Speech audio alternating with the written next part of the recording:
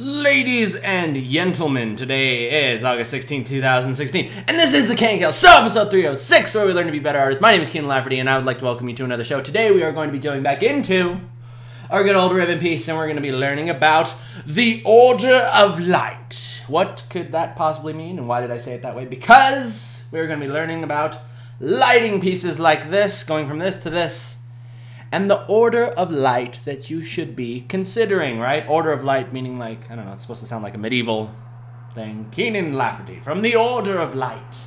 And that's what we're going to be talking about today. But before we get into that, we need to take a stroll down the lovely lane because you guys are being awesome and submitting your beautiful art. So if you would like to get featured on the show, much like these people, then just go on over to that tiny URL /KNKL fan art. Like the page, submit your art, get featured on the show. That could be scrolling past right there. That could be you. So go do it, and of course, yes, thank you to everyone who has submitted their stuff. Alrighty, ladies and gentlemen, with all that out of the way, let's go ahead and get into today's tutorial. Okay, so, what is the Order of Light? What could that possibly be? Well, it's basically a technique that I thought of. I mean, it's totally original. I'm sure nobody has ever thought of this before. But it has to do with lighting your pieces, right? Because let's take a look here. Let's do a quick study of light here and ask ourselves, what are the light sources that are affecting Riven's lovely body here? Let's ask ourselves those important questions, okay? So you see that we have obviously like some sunlight, but isn't that awesome that it's like cutting across right here? We got that cool cast shadow. I call this the light cut effect, the light ribbon effect. I don't know, it's basically where there's like a shadow that cuts across your character in the middle of the piece, and it looks really cool. It always looks awesome and everybody should do it. But anyway, so we've got that, we've got sunlight, right? We've got sunlight, which will be highlighted with this nice orange, okay? So we got stuff like this, sunlight happening here on the knee, and over here on like the hand, okay? But then, most importantly, we also have reflected light. Let me make sure my external hard drive is turned off so that way that's not buzzing the entire time in your ear. We've got reflected light coming from the bottom, right here on the leggies. On the leggies and then the underside of the arm, okay? So we've got there, those things. But then we have another light, which a lot of people forget about, and that is the actual skylight. The skylight that is coming from basically the ambience of the sky. All this stuff is being reflected, and that is what is happening. That is what is happening here and here, and even over here. We got a little bit of reflected stuff going on. It's basically our nice little ambience happening, okay? So here you would say that we have like three main light sources, three major light sources. Now, the Order of Light considers which of these lights is the most intense, right? And we're going to be going in the order of consistency in lighting our character, because as you notice right here, we have our mask set up, and direct your attention down here, you can see that all of our layers are separated out. So we have like the hair, we have the belts, or basically I should have called that leather, we have the green pieces. All of those things are separated out so that way we can go through them one by one, as I will show you today. I'll probably focus really intensely on the skin because I think that's probably the one that everybody could benefit from the most. And we'll be talking about how to basically go with the Order of Light. I won't say it like that again, I promise. From least intense, meaning probably the least intense is going to be the skylight, like this ambient blue, right? That's going to be our least intense light, followed by our sand, and then finally the sunlight. Okay, so that's what we're doing today. Okay, so before we get into that, I need to entertain you with the good old time lapse. So let's go ahead and zoom in on this. And let me catch you up on what we were doing up till this point. And if you're curious about how we even got to this point, this is from last week's episode where we talked about laying out thumbnails, adding values to your piece so you can get an idea of where you're going, right? Laying out a blueprint, which everybody should be doing. I don't do it every time. I should be doing this every time. In fact, this actually gave me some more ideas for future pieces. I think I actually want to start my future pieces kind of with this black and white thumbnail stage, even before doing the line art. Like in this specific piece, we did like the sketch, and then we did line art, and then we took that and then we went in and did values.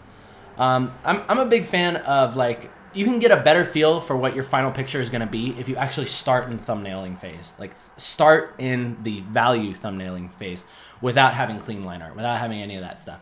I think that lends to creating more like artsy pictures, especially when you're focusing on light and just kind of creating a mood. I really think that that's nice. However, what we have here isn't bad.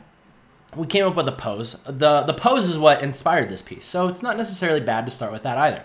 But just something to keep in mind. You can start pictures from all kinds of different angles. You can be inspired from all kinds of different things, all right? So there's a couple points where I get up here, take a coffee break. So it's probably going to freeze, and then at that point, I will go ahead and skip it ahead. But so I'm just going to be watching this out of the corner of my eye, and then I'll do that when that happens. Okay, so in the meantime, though, let's talk about this. Let's talk about the background. Okay, so what I did for the background is I started with blue, right? Because I know that I want to have nice blue sky. And but then I kind of turned it a little bit more desaturated, right? Because we all know that we all want to go like super saturated on our colors, but you want to control that stuff. Control it. And then I brought that thumbnail in so that way I can, you know, just be aware of, oh, okay, well, Riven's values are going to be much darker than the background. So we can go crazy with this background. We can have it be really, really bright. Okay? So I'm laying in some clouds, right? And these are all on different layers. So notice how, I don't know if I actually saved it this way on here. No, I didn't. Okay, but you can see it in the actual, you can see it in the video here. So the way that I've done this is I've laid out the sky on one layer, and then I'm actually doing the clouds on a separate layer. So that way, if I'm drawing in a cloud or painting in a cloud, don't like it, I can erase it, and then the sky is still there. I'm not painting all this stuff on one layer. Really helps when you're doing that stuff. So think of it as sky, one layer. Like I think I should have put the sand on its own layer, but I didn't. And then the clouds are on their own layer, thank heaven. Because at that point, I finally figured out what I was doing, and I got back to doing it right, okay? So adding in some cool little stylistic effects, right? Little kind of swooshes. So I'm a big fan of drawing clouds with like realistic colors, but then I like adding a little bit of style to it. A little bit of style. So like these little gusty, windy things, these little swirly things. Makes it look really nice. Did a quick little color contrast change on it. So here is what it looked like before and after. This is a good way to heighten the intensity, again, of the light of your piece. And that is by, literally all I did was I just went into image, adjustments, brightness, contrast. And the more you kick up the contrast, the greater, actually I think I used the legacy on this. Yeah, I used the legacy. So this is like, I don't know why they call it legacy. It's just a different way for the computer to calculate what it's going to do with your colors. But I like to use this because see how it makes the clouds brighter, makes them brighter, and then it makes the background or the sky, the blue of the sky, darker simultaneously. And heightening that contrast creates a feeling of brighter lights. Okay, so that's what I did here. I wanted that sunlight to be really beating down. Hence why Riven is taking shelter underneath this rock thing or whatever in the shade. And yeah, we like that stuff. So that's all I did with that background. Let's continue. Let's continue, and pretty soon you're going to be able to see the order of light. I know I said I wouldn't say it like that again, but I lied, I'm sorry. Pretty soon you'll be able to see the order of light in action as I do it in a time lapse, and then I'll show you how to do it in real time as I wipe the sweat from my brow because it is a hot summer day here. And it is really hot in this room, trying to save some money on that AC. But yeah, okay, so I'm setting up all these masks. I'm sure you've seen me do this a million times, so we can go ahead and skip forward a little bit, because we want to get right to the point where we're doing that order of light. Okay, so watch the way that I do this here. So I'm actually going to start, I think I break one of my own rules here, because technically the reflected light I would say is more intense than the skylight, but I start with the reflected light. Both of them are basically kind of the same. You could start with either or. But notice how I don't go immediately to the sunlight. I don't go immediately and start laying in the brightest lights first, right? You want to think about, oh, and let me tell you the most important reason why we deal with the order of light. And that is because, oh, there's the point where I took my break, so let's go ahead and fast forward. Okay, so the reason why you deal with the order of light is because you want to think about, because if you put the sunlight on the skin and you do all like the subsurface scattering stuff and you make it like super bright, and then you go in and try to lay in your reflected light underneath, which is technically a darker value, that sometimes can dilute or kind of mess up the lighting scheme that you had before. Think of it as working from dark to light. That's really what we're hammering home here today, is that we are working from darkest to lightest. And that's why we're doing order of intensity, order of light. Okay, so we're starting with the darker ones, because then if you do like a darker value, right, and then add a lighter value to it later with the more intense light, then it's not going to mess up what was previously there. And I'll show you more what I'm talking. If what I just said made no sense, don't worry, I'm going to explain it in the real-time thing. Okay, so, but yeah, we're really liking this. This is a really, really fun way to do it. And this brings up a whole nother thing that I always say to you guys, and that is that I really like starting out dark. I really like starting out dark. Oh, and that brings us to, well, we're about to finish up the time lapse, and then I can talk about why I chose the colors that I chose on the masks. Because I'm sure a lot of you are thinking, well, that's all fine and dandy, Keenan, but how do I even know where to start with this? How come you chose to paint Riven's hair this dark blue? Why? No, Riven's hair isn't dark blue, it's white. Well, that is because color relativity, ladies and gentlemen. Color relativity. And this is what I really want to teach you guys today. So let's start with this. Let's start with color relativity. And let's talk about why I chose the colors that I did, such as the blue for Riven's hair and like this dark, deep purple for her skin. And why just in general, all of the colors are very dark here. Now the reason that I've done this is because we're working with the order of light. And we're starting with the darkest first. We're starting with dark values. Because it's so much easier to paint light on versus painting shadow. I found that it's so much easier. And actually I feel like you learn a lot more when you paint light in. Okay? So, but really the reason why I've painted it this way, why I've chosen these colors, is because we want to think about, okay, what is just the ambient color, right? What is the least intense lighting color that is going to be affecting this character? And that answer is, of course, the sky, right? If you didn't know that, shame on you. Shame on you, right? It's the sky, the blue sky, okay? And that is the big dome that's around her head that's sending down all these blue lights. However, they are very diffuse. They are very not strong. They are very weak rays of light. I feel bad. I feel like I just insulted the rays of light. But regardless, that's why we're doing what we're doing, okay? So think about it this way. So you have Riven's hair. So let's go in there and actually talk about this. So let's say that I went in there and actually painted Riven's hair the color that it should be, which is like this really like platinum blonde white thing, okay? Immediately as I painted this color, now it just doesn't stand out. Or now it stands out too much. It looks really weird compared to all of these other colors, okay? So let me tell you my thought process when I'm choosing these colors, okay?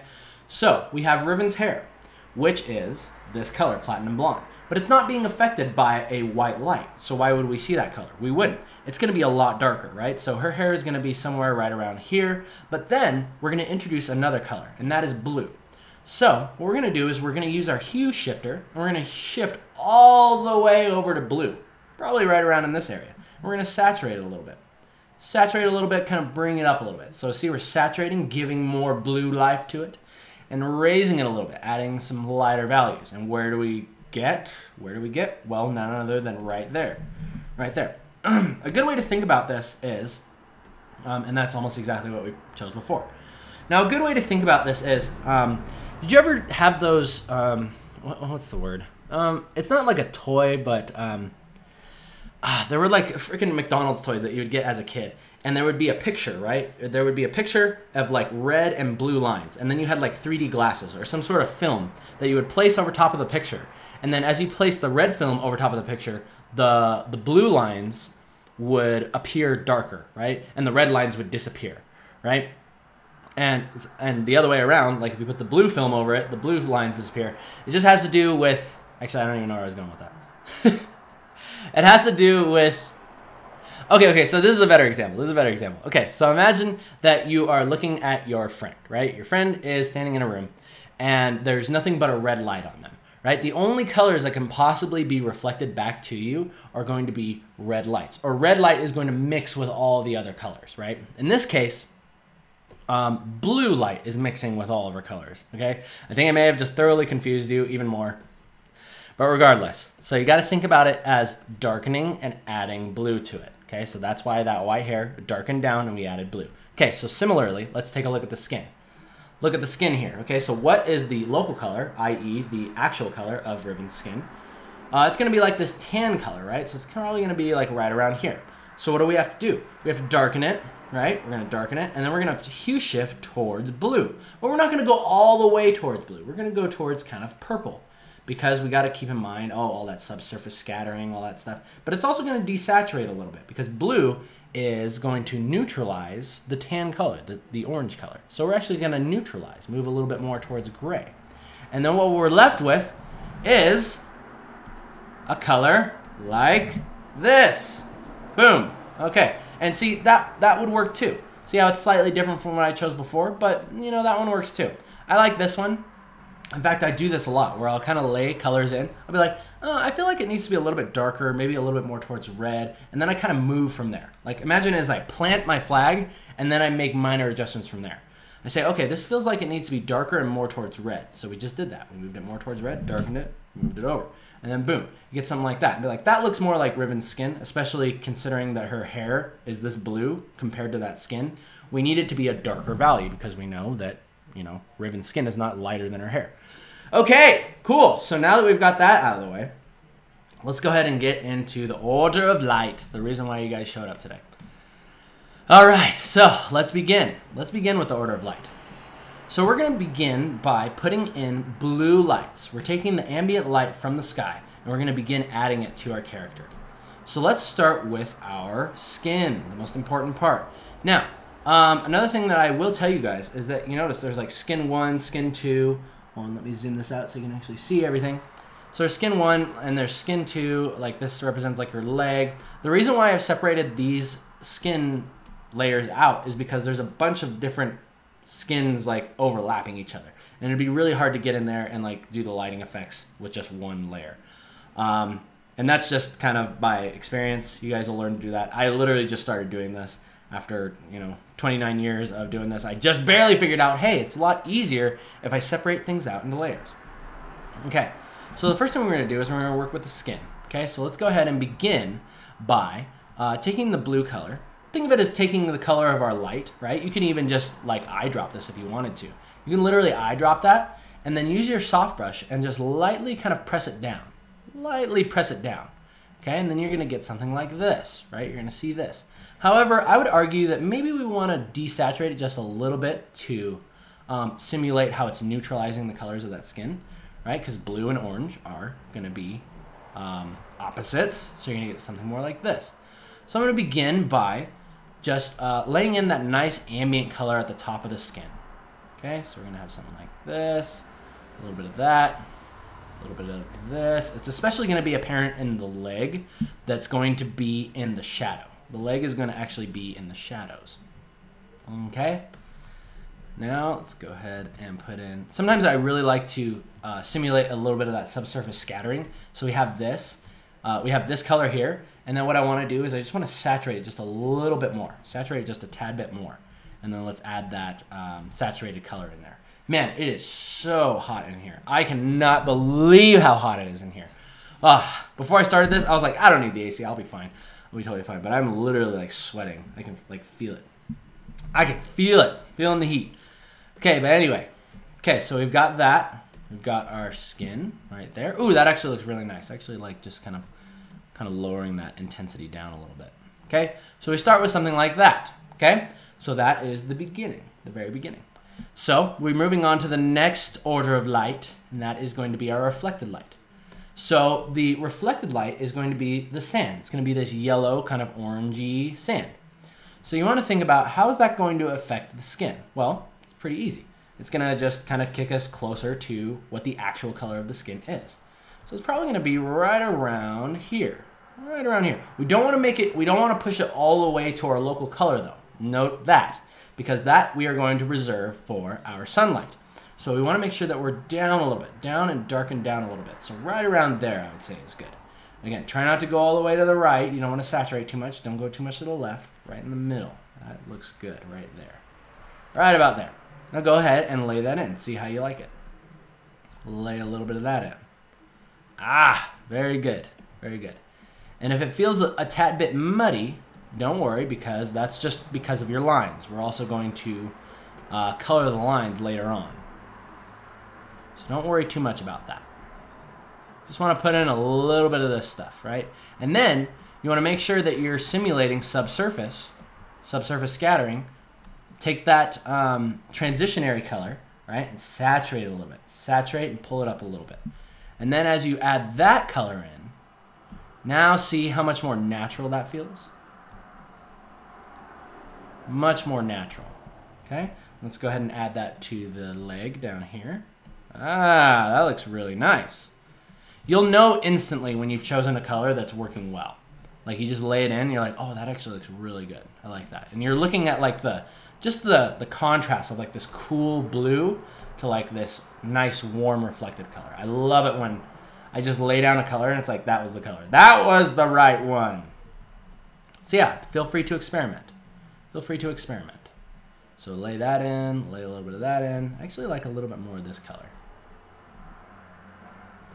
So it takes a little bit of experimentation. I actually sit around and I will experiment with these colors. And what you're looking for specifically is you're looking for those relationships. And you'll be able to tell really quickly when you just lay it down and you'll ask yourself, does that look right? Yes, no, maybe so. And then you just move from there. Okay? So there you go. So now we have our skylight and our reflected light kind of coming together. Okay? Now it's time for the fun part, the easiest part, and that is it's time to paint that local color, baby. Time for that local color. So now you just got to ask yourself, what color is Ribbon's skin underneath the sunlight? And it's going to be this nice bright tan color. And then you're going to go in there and you are going to lay that color down. And actually, I kind of cheated a little bit because I had like these lines, this line art there that kind of showed me where I wanted the light to kind of show up on the arm. So I had a little bit easier, right? But you can plan that stuff out too. Okay, so see how that's working now? So now because we have followed that order of light, we now have a very natural looking skin tone, a very naturally looking skin. That's what I'm trying to say. Natural looking skin. And we like that very much, okay? So now the next thing that you're gonna run into is undoubtedly you'll have something like this where you're gonna start to get those muddy colors because of your lines. Now let me show you how to deal with that. Okay? And see how it's actually really fun. This is so much fun to do because you can literally just start like laying in shapes and be like, do I like a little bit of like light on the nose? Do I want it to go further up the arm? You know, you can really choose where you want the light to go, how far you want the light to go. In fact, I actually like it going up a little bit further up there. But see how much fun that is? And because you followed the order of light, it makes it so much easier. Okay, but the last thing that I want to say is you must remember your subsurface scattering, okay? Now that is basically what's happening right here. So if we go to the final ribbon piece, do you notice how this skin looks so much more natural because on the edges, do you see how there's that glow effect that's happening? There's like a red that's basically gradating into the softness of our shadows. Now that's basically what happens to your skin as a harsh light, a very intense light, hits a shadow. There's gonna be a little bit more light that kind of glows, kind of permeates your skin and bounces around inside of all of your little blood vessels. And if you add that in, it's going to make your skin look so much more real. It's gonna make it look so much more real. So let's go ahead and add that in and witness the difference. Witness the difference. Okay? So the way that you do this is you're going to take the skin color and then I'm going to push it more towards red. I'm going to darken it and saturate it. Okay? We're going to go like that. And then what I want you to do is I want you to just go around the edges, right? Go around the edges a little bit. Maybe add in a little bit like that. And then just kind of create, actually I think that was too bright. Maybe darken it. Darken it a little bit. Try to find that proper color. Try to find that perfect color that you're looking for. That's probably it right there. And then just go ahead and hit the edges. Hit the edges of your light like this, especially on those edges where it's really intense. And it can be a little sloppy. It can be like this at first. But then take that color, take that bright color, and go back in and kind of trim it up. Trim it up. Because you want that glow to happen once it starts going into the shadow. Like that's a perfect example right there. So you go from light, and then it blends into the shadow. You don't want too much of this red kind of going back into the skin area, right? You don't want too much of this, right? Otherwise it's going to look kind of weird. You want it to be right on the edge like that, okay? And that is one way that you can do subsurface scattering. It's good to keep that stuff in mind, okay? So make sure you do it. Alrighty then, ladies and gentlemen. So I'm liking that. I'm liking that a lot. That's a good start. So let's very quickly kind of lay in just a couple more colors. Now with that knowledge, let's lay in our other colors on a couple other things, and then we're going to end today's show. We're going to end today's show, and I'm going to go take a shower because I am a hot mess. I am a hot, hot mess. Okay, so let's do the greens here. Let's start with our sky color. Okay, so on the green, look. Okay, so sky color, boom. Sky color in. Done. Okay, now reflected lights. Reflected light, green, go. Okay, what do we got? We got yellow light interacting with green. We're going to move our hue shifter over here. We're going to darken this down a little bit. Maybe kind of like right around there. That looks good. Let's try that one. Boom, add that in. Oh, that looks great. Reflected light, boom. Okay, now, sunlight. What color does this turn with the bright sun shining on it? Well, none other than this bright green. Boom. Ah, very good. See? And see how easy that is? Once you get that thing down, once you get this style down, now you can very quickly run through the rest of your piece. Let's go ahead and do the same for the hair. Okay, hair. Blue skylight. Okay, let's go ahead and drop a little bit of that in. Boom. Okay, easy enough. Boom, like that. Now, the hair I think will pick up an additional, because it is white, it'll pick up an additional little bit of light. So let's go ahead and add that in as well. A little bit of this color. And all the while, you're just closely paying attention to your relationships to everything else. Okay, so another thing is, okay, we got this skin down here. It's going to be reflecting light. The skin itself is going to be reflecting light onto this hair. So we're going to add in a little bit of that peach color. See that? Look at that. Look at how natural that looks. And you're like, oh, that's coming from the skin down below. Isn't that awesome? Isn't that great? Okay, so see, so now your piece is coming together right before your very eyes. Right before your very eyes, piece is coming together. Okay, now the last thing that I want to tell you guys about, the last thing that I did to really start taking away the muddy colors was line coloring. Now that is going to allow us to take the picture from this point, see how it's all like black colors, specifically look at in the areas of the skin. So right from here to here. Now, do you see how now that feels a lot more softer? Let me show you how to do that, and then we're going to end. Okay, so the way you're going to do that is you're going to take your line layer. You're going to create a new layer above it. Don't pay attention to this. This is the old color layer. And just label it color. I clip it back by holding Alt, the Alt key, and then clicking between the two layers. Now, basically what that does is it makes it so that way you can paint the colors, or you can paint the colors on the lines any color that you wish. So see, if I paint them all blue, now they become blue, but it only affects the lines. That's the important part. Okay, so what you're gonna wanna do is you're gonna go in here and you're going to select, for the skin, I found that like starting with a dark red works like 99% of the time. And you're just gonna start painting those colors in. Painting those colors in right along the edges. And do you notice how as you do that, it automatically softens and begins to take your picture to the next level, right? You're now beginning to paint out your lines. And this is going to set you up for overpainting, which is going to be our final lesson for next week, right? But let's not get ahead of ourselves because we got to make sure we color the rest of these lines in. Color these lines, okay? So just pay attention to which colors you choose to use, right?